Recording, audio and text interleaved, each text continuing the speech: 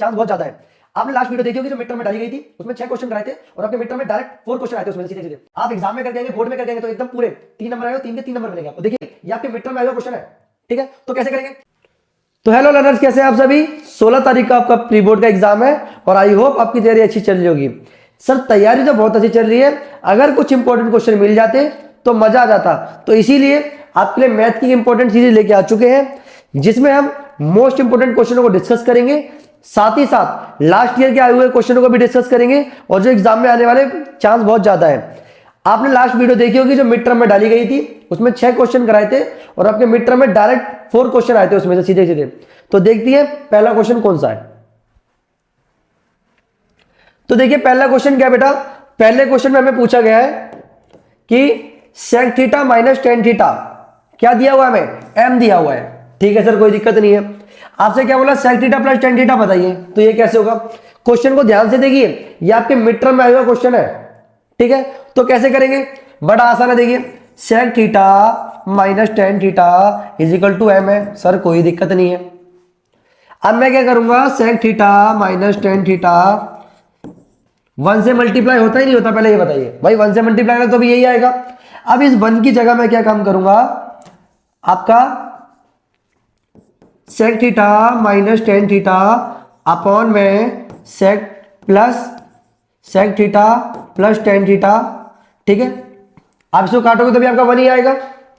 अब sec theta minus ten theta और sec theta plus ten theta को आप क्या लिख सकते हो, sec square theta minus ten square theta. Sir ये आपने कैसे लिख दिया? अरे भाई a माइनस बी और a प्लस बी क्या होता है आपका a square minus b square. तो वही हमने लगाया है।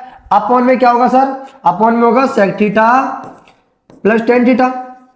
और सर ये वाली आइडेंटिटी तो हमें पता ही है, sec square theta minus ten square theta क्या होता है, 1 होता है। अपॉन में sec theta plus ten theta, इसकी वैल्यू कितनी है m है। बट सर हमें तो sec theta plus ten theta क्या चाहिए, ऊपर चाहिए। तो देखिए इसको रेसिप्रोकल कर दो, sec theta plus ten theta, इसको रेसिप्रोकल करा तो अब इसको भी करोगे तो क्या आ जाएगा आंसर, 1/m। देखिए ऑप्शन में 1/m है, ये रहा सी ऑप्शन। बताइए कोई दिक्कत है? करें सेकंड क्वेश्चन, चलिए। तो देखिए सेकंड क्वेश्चन क्या है आपका, सेकंड क्वेश्चन कहां से लिया हमने, मेंसुरेशन से। तो देखते हैं क्वेश्चन क्या है। क्वेश्चन में बोला volume of two sphere. Sir sphere की बात आई, स्फीयर तो हमें पता ही है। देखो स्फीयर ऐसे होता है, इसकी रेडियस क्या होती है बेटा, r, और हाइट क्या होती है, स्फीयर में हाइट नहीं होती है।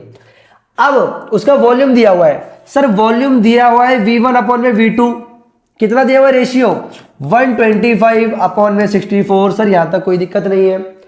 वॉल्यूम क्या होता है स्फीयर का, सर 4/3 पाई r1 का क्यूब अपॉन में 4/3 पाई r2 का क्यूब। भाई ये वाले स्फीयर की रेडियस अलग होगी, उसको r1 मान लिया, और इसकी रेडियस क्या होगी, r2 हो गई।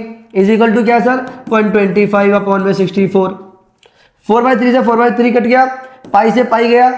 अब क्या करेंगे, हमें पता है r1 अपॉन में r2, ये पूरे क्या हो जाएगा, क्यूब हो जाएगा। इज इक्वल टू 125 अपॉन में 64। सर यहां तक क्वेश्चन में हमें कोई दिक्कत है ही नहीं। अब ये क्यूब होता है, क्या बन जाएगा, क्यूब रूट। तो r1 अपॉन में r2 क्या हो जाएगा आपका, 125 अपॉन में 64 का क्यूब रूट हो जाएगा।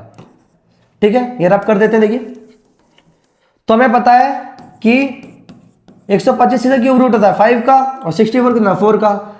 सर r1 अपॉन में r2 का तो हमारा रेशियो आ गया। अब आगे क्या बोल रहा है क्वेश्चन में, find the ratio of their curved surface area. Sir curved surface area होता है c1 अपॉन में c2। हमें पता है क्या होता है इसका, 4 पाई r1 का स्क्वायर अपॉन में 4 पाई r2 का स्क्वायर। सर यहां तक कोई दिक्कत नहीं है, तो 4 से 4 काट दूं, पाई से पाई भी काट दिया, तो r1 अपॉन में r2 पूरे का क्या हो जाएगा हमारा, होल स्क्वायर। सर यहां तक भी कोई दिक्कत नहीं है। r1 अपॉन में r2 की वैल्यू क्या आई हमारी, 5 अपॉन में 4, तो 5 अपॉन में 4 का होल स्क्वायर कर दे। 5 का स्क्वायर कितना होता है 25, और 4 का कितना हो गया 16। सर हमारा आंसर आ गया। रेशियो की बात करें तो क्या आपका 25 रेशियो 16। कोई दिक्कत है बेटा यहां तक? करें नेक्स्ट क्वेश्चन। देखिए अब नेक्स्ट क्वेश्चन देखिए, most most most important question है ये, आपका फर्स्ट चैप्टर से है। √3 को रेशियो प्रूफ करने वाला आ सकता है, √5 को रेशियो प्रूफ करने वाला आ सकता है, √7 को। ऐसी और भी है जैसे 2 प्लस √5 या फिर √2 प्लस √5 वाले, ऐसे भी क्वेश्चन इस सीरीज में हम डिस्कस करेंगे। तो समझते देखिए, अब बोल क्या रहा है आपसे, प्रूव डेट √3 इज रेशनल। कहानी को समझो, हम क्या करेंगे, सॉल्यूशन करते समय हम इसको क्या प्रूफ कर लेंगे, रेशनल, और हम गलत हो जाएंगे। तो गलत हो जाएंगे तो क्या हो जाएगा, ऑटोमेटिक क्या हो जाएगा, इरेशनल हो जाएगा। तो देखिए कैसे करेंगे, आपके लिए बेस्ट सॉल्यूशन दिया बेटा, आप एग्जाम में करके आएंगे, बोर्ड में करके आएंगे तो एकदम पूरे 3 नंबर आएंगे, 3 के 3 नंबर मिलेंगे आपको। देखिए अब क्या कह रहा है, हम ये अज्यूम कर लेते हैं क्या कि √3 हमारा रेशनल है। जैसे मैंने आपको बताया, हम इसको रेशनल मानेंगे, फिर हम गलत प्रूफ हो जाएंगे तो ऑटोमेटिक क्या हो जाएगा हमारा ये इरेशनल। ठीक है, तो √3 हमारा एक रेशनल है। अब देखिए √3 इज इक्वल टू 1/a/b है, जहां पर हमारे a और b क्या है, को प्राइम। सर ये को प्राइम नंबर क्या होते हैं, ऐसे नंबर जिनका कॉमन फैक्टर क्या होता है, 1 होता है। चलिए, but b not equal to 0, यानी कि b कभी भी 0 के इक्वल नहीं हो सकता। अब मैं क्रॉस मल्टीप्लाई करूंगा तो a इक्वल टू क्या जाएगा आपका √3 भी। या तो कोई दिक्कत है, सर कोई दिक्कत नहीं है, मैंने इक्वेशन 1 मान लिया। सर इक्वेशन 1 किसको मानते हैं, जो आपके क्वेश्चन में आगे यूज होगी उसी को हम इक्वेशन 1 मानते हैं, जो आगे फर्दर यूज कर सकते हैं। देखिए अब आप करें स्क्वायरिंग बोथ साइड, सर मैंने इधर भी स्क्वायर कर दिया, इधर भी स्क्वायर कर दिया, तो यहां पर ये स्क्वायर ऐसे होगा। देखिए तो a का स्क्वायर a हो जाएगा, a स्क्वायर हो जाएगा, और √3 का स्क्वायर करेंगे तो 3 हो जाएगा। सर b का स्क्वायर करेंगे तो b स्क्वायर हो जाएगा। सर यहां तक कोई दिक्कत नहीं है, हमने क्या मान लिया, इक्वेशन सेकंड। इससे आप क्या समझते, देखिए अगर मैं ध्यान से देखूं तो a square is equal to 3b² होता है। इससे आप क्या समझते हैं, तो देखिए अगर मैं यहां से b स्क्वायर की वैल्यू निकालूं तो क्या होगा, a²/3 नहीं होगा। तो वही बात है, देखिए a² is divisible by 3। Sir कोई दिक्कत नहीं है, a is also divisible by 3। Sir ये कैसे होगा, देखो अगर 3 का स्क्वायर 3 से डिवाइड होता है, यानी 9 डिवाइड बाय 3 होता नहीं होता, तो आपका 3 भी तो डिवाइड होगा, तो जिसका स्क्वायर डिवाइड होता है उसका नंबर भी डिवाइड होगा। सर यहां तक भी कोई दिक्कत नहीं है। तो हमने क्या देखा, a² डिविजिबल बाय 3, तो a is also divisible by 3, equation second. अब हम क्या करेंगे, पुट करेंगे a की जगह 3c। आप कुछ ही पुट कर सकते हो, देखो अब यहां पर मैं क्या पुट करूंगा, 3c, तो क्या हो जाएगा मेरा 3c का square is equal to 3b का स्क्वायर। ठीक है, अब 3c का होल स्क्वायर करेंगे तो क्या आएगा हमारा 9c², और ये क्या होगा हमारा 3b²। आप देखो ध्यान से, इस 3 से 9 कटेगा 3 पर, कोई दिक्कत, तो क्या आएगा हमारा 3c² is equal to b²। अब आप इससे क्या समझते हैं, sir 3c² is equal to क्या है हमारा bc²। अगर मैं यहां से c² की वैल्यू निकालूं तो b²/3 आएगा नहीं आएगा, बताओ आएगा नहीं आएगा। चलिए देखिए अब इससे आप क्या समझते हैं, सर b² डिविजिबल बाय 3 है, और अगर b का स्क्वायर डिवाइड होता है 3 से तो b भी क्या होगा, 3 से डिवाइड होगा। सर कोई दिक्कत नहीं आता। तो देखिए आप समझते हैं आगे कहानी क्या है इस, ठीक है। अब चलिए, सर b² डिविजिबल बाय 3 है, b इज आल्सो डिविजिबल बाय 3 है, कोई दिक्कत नहीं है। अब क्या है, therefore a and b have at least 3 common as a factor. अभी हमने क्या देखा, जो जिससे डिवाइड होता है उसका कॉमन फैक्टर ही वही होता है, तो यहां पर a और b का कॉमन फैक्टर क्या है हमारा 3 आया है। तो देखिए, but contradict that a and b are co prime. क्वेश्चन की स्टार्टिंग में हमने क्या पढ़ा था कि a और b क्या होते हैं, को प्राइम नंबर है जिनका कोई कॉमन फैक्टर नहीं है, को प्राइम है। जब a और b को प्राइम है तो उनका कॉमन फैक्टर 3 कैसे हो गया, तो देखिए but contradict that a and b are co prime. भाई a और b को प्राइम है तो उनका कॉमन फैक्टर 3 कैसे हो गया, जबकि हमने पढ़ा था को प्राइम का तो कॉमन फैक्टर क्या होता है 1 होता है। ठीक है सर, तो यहां पर हम क्या हो गए, गलत प्रूफ हो गए। तो देखिए this contradict has arrived because of incorrect assumption. ये क्यों आया ऐसा, क्योंकि हमने इनकरेक्ट अंजप्शन मानी है, तो इसीलिए √3 क्या हो गया हमारा, √3 क्या हो गया हमारा, एक इरेशनल नंबर हो गया। जैसे मैंने आपको बताया था, पहले हम इसको क्या मानेंगे, रेशनल मानेंगे, फिर हम आगे गलत प्रूफ हो जाएंगे, फिर ऑटोमेटिक क्या हो जाएगा हमारा इरेशनल हो जाएगा। तो क्वेश्चन समझ आया, ये क्वेश्चन बेटा मोस्ट इंपॉर्टेंट है, ध्यान रखना। नेक्स्ट क्वेश्चन करते देखिए। तो देखिए नेक्स्ट क्वेश्चन क्या हमारा, नेक्स्ट क्वेश्चन ने बोला है कि अगर p की वैल्यू क्या है ab² है और q की वैल्यू क्या है a³b, कोई दिक्कत नहीं है सर यहां तक। आपसे बोल रहे हैं LCM into HCF is equal to p/q proof करना है। यहां पर p क्या है हमारा फर्स्ट नंबर है सर, और q क्या है सर हमारा सेकंड नंबर है, यानी कि हमें फॉर्मूले को ही प्रूफ करना है। एलसीएम इंटू एचसीएफ क्या प्रूफ करना है हमें, first number into second number. चलिए देखते हैं सर, पहले हम एलसीएम निकालेंगे किसका, pq का। एलसीएम कैसे निकालते हैं, देखो जो हाईएस्ट वैल्यू होगी दोनों में, यहां पर a है और यहां पर क्या है, a क्यूब है, तो हाईएस्ट वैल्यू क्या है कि a क्यूब, कोई दिक्कत नहीं है सर। अब b की हाईएस्ट वैल्यू देखो दोनों में, यहां पर b स्क्वायर है, यहां पर क्या है b है, तो क्या होगा b स्क्वायर। सर यहां तक कोई दिक्कत नहीं, हमें एलसीएम निकालना भी आ गया। अब एचसीएफ की बात करते हैं, एचसीएफ निकालते हैं पी क्यू का, और एचसीएफ में हम क्या लेते हैं, लोएस्ट वैल्यू, क्या लेते हैं हम, लोएस्ट वैल्यू। तो देखिए इन दोनों में ए की लोएस्ट वैल्यू क्या है सर, ए है, और बी स्क्वायर और बी में लोएस्ट वैल्यू क्या है, बी की, बी है। सर यहां तक कोई दिक्कत नहीं, आप सीधा क्या लगाएंगे, हम फॉर्मूला लगाएंगे। तो देखिए बेटा फॉर्मूला पता है हमें, एलसीएम इनटू एचसीएफ, सर क्या होता है, first number multiply second number, ये हमारा फॉर्मूला है, हमें पता है।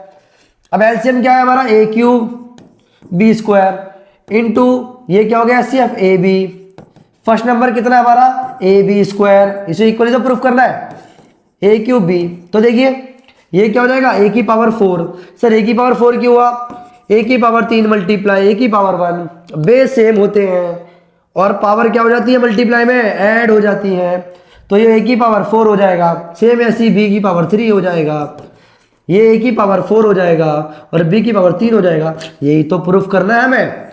देखिए कितना आसान क्वेश्चन है, समझ आया बेटा। करें नेक्स्ट क्वेश्चन, चलिए बहुत बढ़िया। अब नेक्स्ट क्वेश्चन देखिए, ये आपका कौन से चैप्टर से है, linear equation in two variable. तो देखिए अब क्वेश्चन क्या कह रहा है, सिस्टम ऑफ इक्वेशन दी है, ये एक इक्वेशन दी हुई है आपको और एक सेकंड इक्वेशन दी है, और कंडीशन क्या दे दी बेटा, कंडीशन को नोट डाउन करना है, इनफाइनाइट मैनी सॉल्यूशन। आपके एग्जाम में पेपर हो ही नहीं सकता कि इस बेस्ड कोई क्वेश्चन ना आए। तो देखिए पहले हम समझते हैं इनफाइनाइट मैनी सॉल्यूशन की कंडीशन क्या है। सर हमें पता है a1 अपॉन में तो a2 होता है, b1 अपॉन में b2 होता है, c1 अपॉन में c2 होता है, ये किसी कंडीशन है इनफाइनाइट मैनी सॉल्यूशन की। आप समझते हैं, देखो हमारी पहली इक्वेशन क्या है, 2x plus 3y is equal to 7, और सेकेंड इक्वेशन क्या है, 2x a plus b y और 28। सर हमें एक बात पता है, जो x के आगे होगा ये a1 होगा, ये क्या होगा b1 होगा, ये आपका a2 होगा, ये आपका b2 होगा, ये आपका c1 होगा, ये आपका c2 होगा। कोई दिक्कत है क्या, चले देखिए। अब a1 कितना हमारे पास 2 है, a2 कितना हमारे पास 2a है, इज इक्वल टू b1 कितना हमारे पास 3 है, और b2 कितना हमारे पास a प्लस b है, इज इक्वल टू c1 कितना है 7 और 28। सर कभी कभी तो ये यहां पर होता है, देखो दोनों इक्वल में तो ये माइनस से हो गया तो कट जाएगा, तो या तो इस तरफ ले लो या दोनों को उस तरफ ले लो, कोई दिक्कत नहीं है।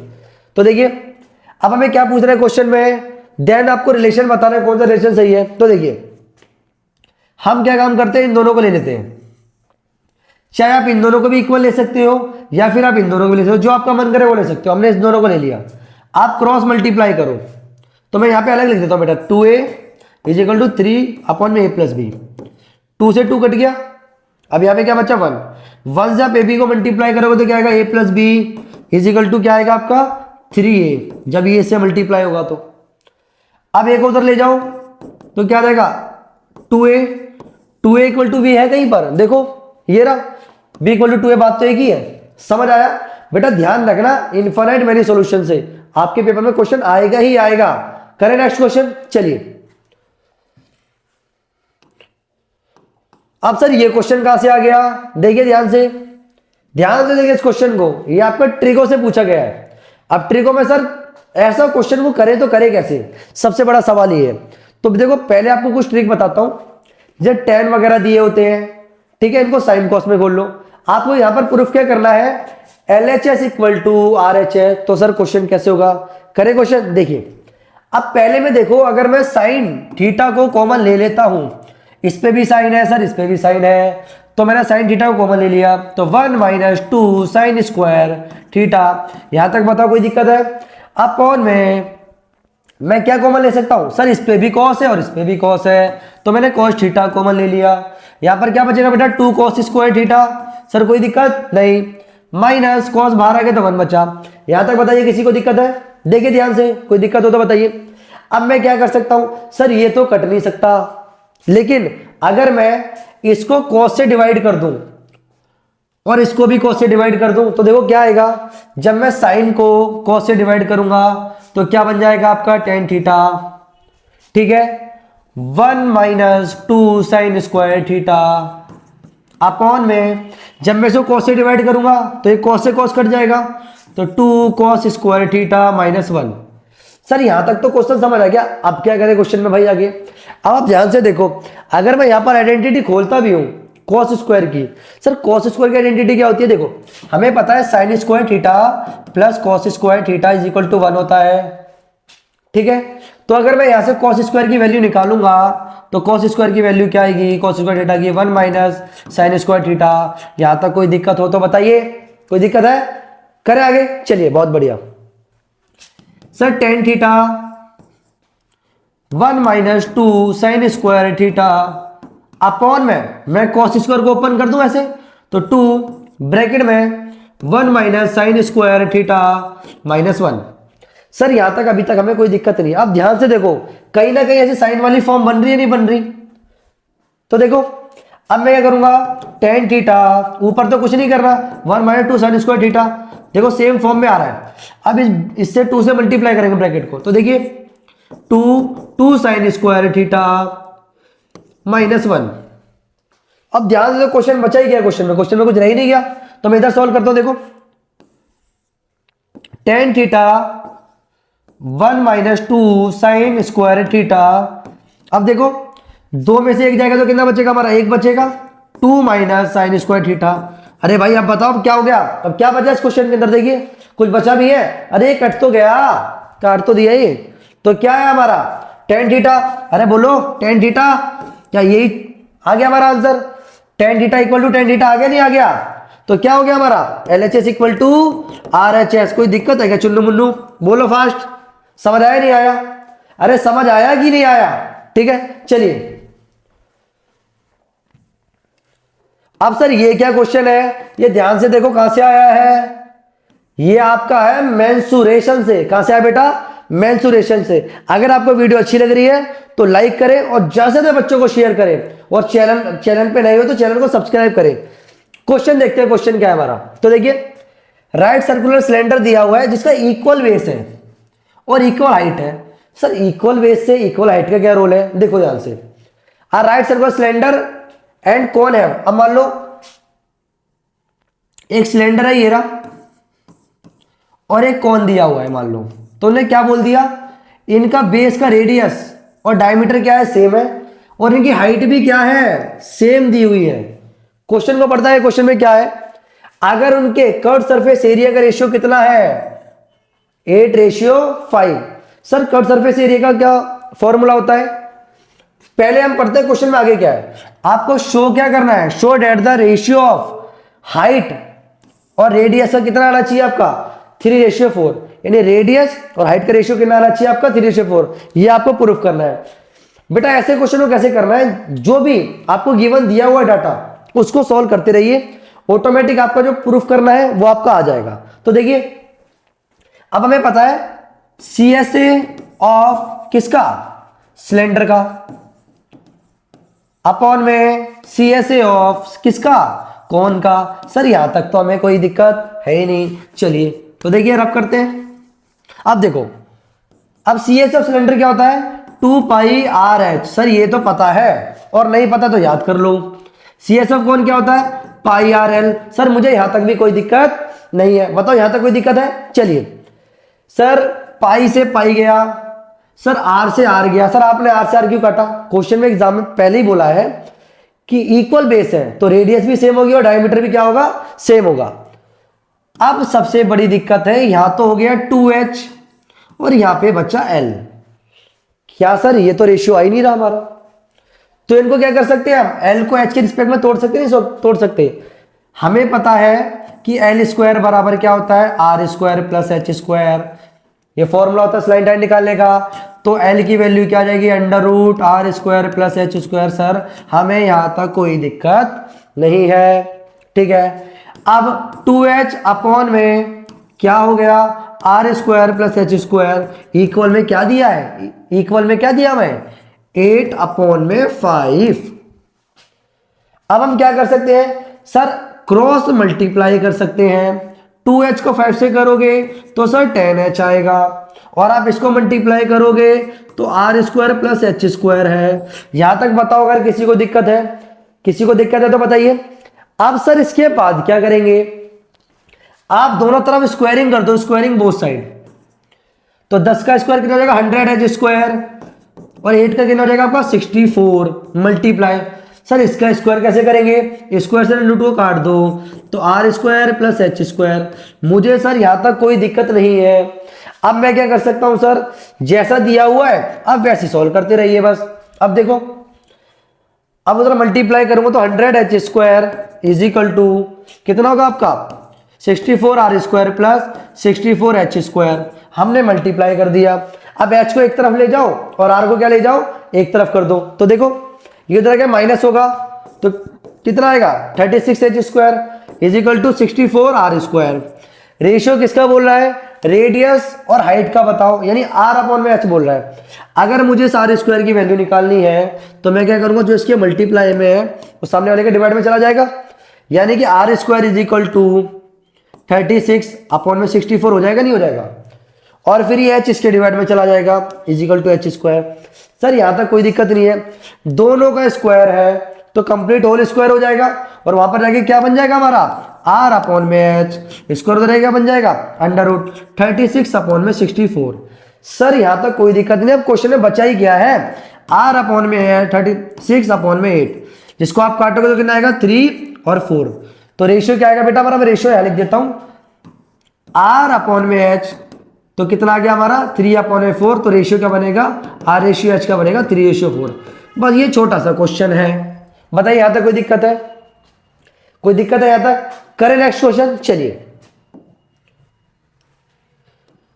अब सर ये जो क्वेश्चन आया है वो ट्रायंगल चैप्टर से आया है, और जो आपके एग्जाम में सबसे ज्यादा बच्चों को परेशान करता है। सर ये क्वेश्चन कैसे करें, एकदम बेहतरीन तरीके से देखेंगे। देखिए आपको बोल क्या रहा है, एडी 4 सेंटीमीटर है, एडी कितनी हमारी 4 सेंटीमीटर मार्क कर दी सर। ए बी कितनी है सर 9, यानी ये पूरी कितनी दी हुई है आपको 9 सेंटीमीटर दी हुई है, ठीक है सर। और एसी, एसी पूरी कितनी है आपके पास 13.5 सेंटीमीटर, और आपसे क्या बोल रहा है ईसी बताओ।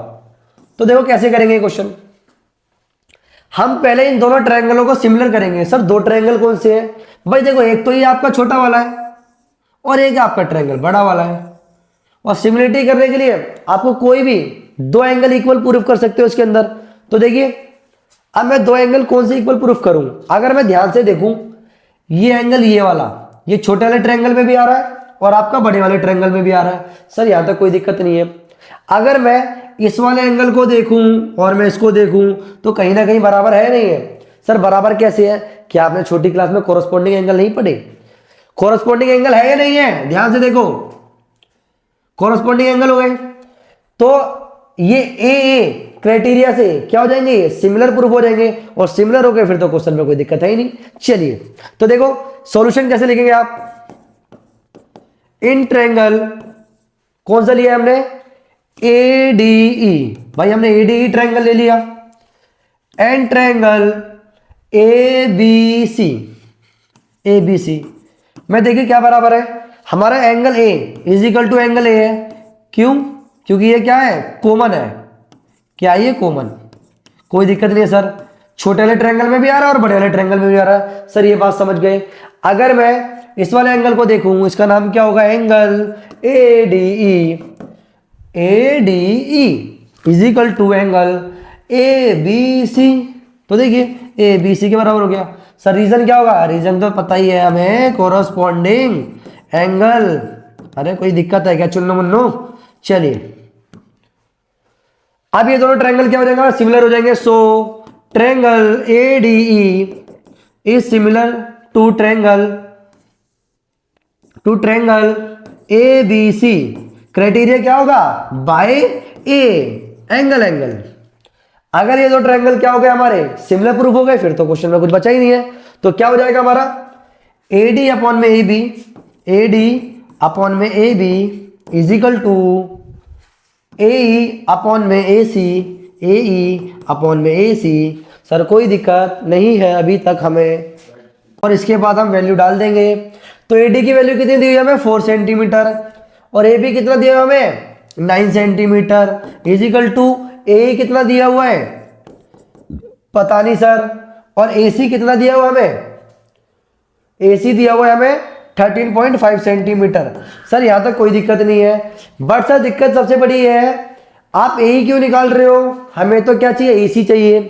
तो मैं क्या करूंगा ए की वैल्यू निकाल के ए सी में से क्या कर दूंगा माइनस कर दूंगा, तो ए सी नहीं आ जाएगा हमारे पास। तो देखिए आप क्रॉस मल्टीप्लाई कर दो, तो ए इजिकल टू ये इससे मल्टीप्लाई होगा 13.5 मल्टीप्लाई 4, और ये 9 का जाएगा डिवाइड में, 9 से काटो तो आपका आएगा 1.5, यानी ए कितना जाएगा आपका 1.5 का 4 सेंटीमीटर का आपका आएगा 6 सेंटीमीटर। क्या क्वेश्चन हो गया, नहीं सर, हम ए सी में से अगर ए को घटाएंगे तो क्या जाएगा हमारा ए सी आ जाएगा। तो ए सी कितना हमारा 13.5 माइनस ए कितना है 6, तो ई सी कितना आ जाएगा आपका आ जाएगा 7.5 सेंटीमीटर। कितना आ जाएगा आपका 7.5 सेंटीमीटर। कोई दिक्कत है यहाँ तक, सर कोई दिक्कत नहीं है। देखिए तो नेक्स्ट क्वेश्चन करें, चलिए नेक्स्ट क्वेश्चन करते हैं। देखिए तो देखिए नेक्स्ट क्वेश्चन क्या हमारा, अब ये क्वेश्चन कहां से दिया गया है, आपका एपी से दिया हुआ है। और एपी जिस भी बच्चे ने को अगर नहीं आता, बिल्कुल भी एपी के बारे में नॉलेज नहीं है, तो अब हमारे चैनल पे जाके एपी को एकदम बेसिक तरीके से समझाया गया है। एपी के 3 पार्ट में डाला गया है, जिसमें हम फर्स्ट पार्ट में हम इंट्रोडक्शन पढ़ते हैं, दूसरे में एएन के ऊपर है और तीसरे एसएन के ऊपर है। तो देखिए ये क्वेश्चन क्या है, आपको इस क्वेश्चन में बेटा कॉमन डिफरेंस बताना है। सर कॉमन डिफरेंस क्या होता है, हमें पता है ये टर्म क्या है हमारी A1 है, ये क्या है हमारी A2, और ये क्या है हमारी A3। कॉमन डिफरेंस कैसे निकालते हैं, इसको रिप्रेजेंट करते हैं किसे D से, या तो आप A2 माइनस A1 कर लो, या फिर A3 माइनस A2 कर लो, जैसा आपका मन करे वैसे कर लो। अब A2 की वैल्यू कितनी है 1 माइनस 4x अपॉन में 2x माइनस A1 कितना है हमारा 1 अपॉन में 2x। सर यहां तक मुझे कोई दिक्कत नहीं है। अब मैं अगर इन दोनों का एलसीएम लूंगा तो एलसीएम कितना आएगा 2x को 2x से डिवाइड करूंगा तो 1 आएगा, 1 को ऊपर मल्टीप्लाई करो 1 माइनस 4x माइनस 1। यहां तक कोई दिक्कत है, बताइए यहां तक कोई दिक्कत है, करें तो देखिए प्लस 1 से सर माइनस 1 कैंसिल आउट हो गया, ये भी समझ आया, माइनस 4x अपॉन में 2x, x से x कट गया सर, 2 1 जा 2 माइनस 2, तो आंसर कितना आ गया -2। तो डी की वैल्यू कितनी है बेटा -2। तो देखो कहां पर है डी की वैल्यू -2, ये रहा बी ऑप्शन। कोई दिक्कत है, समझ आया, करें नेक्स्ट क्वेश्चन। चलिए देखिए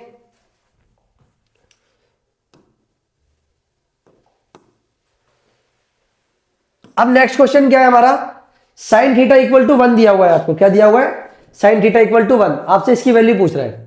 देखो इस इंपॉर्टेंट सीरीज में मैथ की हम मैक्सिमम क्वेश्चन को डिस्कशन करेंगे, आपके पार्ट्स में आएगी पार्ट 1 पार्ट 2, स्टैटिक भी डिस्कस करेंगे, आपके जो भी चैप्टर क्वाड्रेटिक भी डिस्कस करेंगे, सारे क्वेश्चन की सीरीज बनी है आपकी 1 घंटे या मैक्सिमम 1 घंटे से कम की पार्ट्स होंगे, जिसमें हम सारे क्वेश्चनों को डिस्कस करेंगे।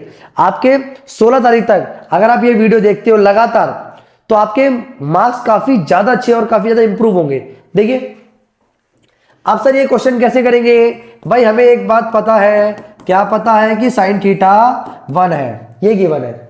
सर मुझे इसकी वैल्यू नहीं चाहिए, मुझे थीटा की वैल्यू चाहिए। अगर एक बार थीटा हमारे पास आ गया तो क्वेश्चन तो सॉल्व हो ही गया। तो देखो साइन थीटा 1 कब होता है, साइन थीटा 1 कब होता है, वो होता है आपका साइन 90 पर। किस पर होता है, साइन 90 पर। साइन से साइन देखो और थीटा से 90 को कंपेयर करो, थीटा इक्वल टू कितना आ गया आपका 90 डिग्री आ गया। वैसे बच्चे यहाँ काट देते हैं, वैसे काटना लिटरली गलत है। तो देखिए थीटा की वैल्यू 90 आ गई, इसकी वैल्यू निकाल लिया, बचा ही क्या क्वेश्चन में सर हाफ साइन थीटा कितना हमारा 90 अपॉन में कितना 2 है, सर 2 से काट दूं 45, सर काट दिया मैंने, साइन आ गया मेरा 45। सर साइन 45 की वैल्यू क्या है, टेबल आपने याद करी होगी। तो साइन 45 क्या होता है हमारा 1/√2, क्या होता है 1/√2। तो सॉल्व करोगे तो क्या आएगा 1 अपॉन में 2√2। कभी भी रूट को नीचे नहीं लिखते, तो आप क्या करोगे 2√2 अपॉन में 2√2 रेशनलाइज कर दोगे, तो क्या आएगा 2√2, और जब आप इसका स्क्वायर करोगे तो 2 का स्क्वायर 4 और √2 का स्क्वायर क्या हो जाएगा आपका 2, इस 2 से 2 कट जाएगा, तो √2 अपॉन में 4 आ जाएगा। सर हमारा आंसर आ गया, कोई दिक्कत नहीं है। ऑप्शन में कहीं है, अब ऑप्शन में तो रेशनलाइज करा ही नहीं है, उसे बिना रेशनलाइज करे दिया हुआ है, तो ये रहा। अगर आपका ऑप्शन में नहीं दिया होता तो बेटा आपको ध्यान रखना वो रेशनलाइज जरूर करना है। करें नेक्स्ट क्वेश्चन। समझ आया यहां तक? देखिए अब नेक्स्ट क्वेश्चन क्या है आपका? नेक्स्ट क्वेश्चन आया है कहां से? पॉलिनोमियल से। कहां से आया बेटा? पॉलिनोमियल से। अब जिस बच्चों ने पॉलिनोमियल की वीडियो नहीं देखी तो हमने अपने चैनल पे पॉलिनोमियल की वीडियो डाल रखी है जिसमें हमने मोस्ट इंपोर्टेंट क्वेश्चनों को डिस्कस कराया है, उसी में से एक क्वेश्चन ये है। तो देखिए ये क्वेश्चन कैसे करेंगे सर? अगर पॉलिनोमियल की बात करें तो पॉलिनोमियल दो ही फॉर्मूले में टिकी है, alpha plus beta minus b by a और alpha into beta c by a. यहां तक कोई दिक्कत नहीं है, अगर ये पता है तो क्वेश्चन में कुछ नहीं है। अब ध्यान से देखो, जो एक्स स्क्वायर के आगे होता है वो क्या होता है? ए, तो ए की वैल्यू कितनी होगी? 4। जो एक्स के आगे होता है बी की वैल्यू कितनी है? -5। और जो कांस्टेंट उसकी वो क्या होता है? सी, -1। सर यहां तक कोई भी दिक्कत नहीं है, जो पूछ रहा है बस उसको निकाल दो। अब देखो इन दोनों में क्या कॉमन है? अल्फा 4 और अल्फा क्यूब में क्या कॉमन है? हमारा अल्फा क्यूब कॉमन है। कैसे सर? आप अल्फा 4 को क्या लिख सकते हो? अल्फा क्यूब मल्टीप्लाई अल्फा 1 नहीं लिख सकते? तो देखो अल्फा क्यूब कॉमन नहीं आपके पास, तो देखिए तो अल्फा क्यूब बाहर आ गया। अब इन दोनों में बीटा में देखो, बीटा क्यूब और बीटा 4 में क्या कॉमन है? Lowest power beta cube common है। सर यहां तो कोई दिक्कत नहीं है। अल्फा 4 में से अगर अल्फा क्यूब बाहर आ गया तो क्या बचेगा? अल्फा। सर कैसे बचेगा? अल्फा 4 को अल्फा क्यूब मल्टीप्लाई अल्फा 1 नहीं लिख सकते क्या? और जब अल्फा क्यूब पूरा बाहर आ जाएगा तो बचेगा क्या हमारा? अल्फा। प्लस सिमिलरली यहां से बीटा 4 में बीटा क्यूब बाहर लोगे तो क्या आएगा आपका? Alpha plus beta. सर यहां तक कोई दिक्कत नहीं है। अगर दोनों का क्यूब है तो मैं पूरे का क्यूब नहीं लिख सकता, मैंने पूरे का क्यूब लिख दिया। मल्टीप्लाई है यहां पर, तो अल्फा प्लस बीटा, ये भी सर कोई दिक्कत नहीं है। अब अल्फा इंटू बीटा क्या होता है? देखो फॉर्मूला सी बाई ए, तो सी बाई ए लिख दूं? सही है? नहीं, क्यूब कौन करेगा? मैं। तो देखो cube multiply alpha plus beta minus b by a, ठीक है। तो देखिए वैल्यू डालते हैं हम, सी की वैल्यू कितनी है हमारे पास? -1। तो देखिए -1 अपॉन में ए की वैल्यू कितनी दी हमें? 4। पूरे का क्या है? Whole cube. कोई दिक्कत नहीं है सर। देखिए मल्टीप्लाई बी की वैल्यू कितनी है हमारे पास? -5 और ये ऑलरेडी माइनस का है तो माइनस माइनस क्या हो जाएगा? प्लस। अपॉन में ए की वैल्यू कितनी है सर? 4। यहां तक बताओ कोई दिक्कत है? अब क्या करेंगे? इसका होल क्यूब कर देंगे। -1 का क्यूब कितना होगा हमारा? -1। भाई ए का क्यूब 1 हो गया, और अगर पावर आपकी किस में होगी? ओड में होगी, तो माइनस रहता है, और इवन होगी तो क्या हो जाएगा? Minus convert into plus. 4 का क्यूब कितना होता है सर? 64। मुझे यहां तक कोई दिक्कत नहीं है। मल्टीप्लाई 5 अपॉन में 4, इसको मल्टीप्लाई करो तो कितना आएगा? -5 अपॉन में कितना हो जाएगा? 256। अब बताओ इस क्वेश्चन में क्या दिक्कत है? क्वेश्चन हो गया, कोई दिक्कत है?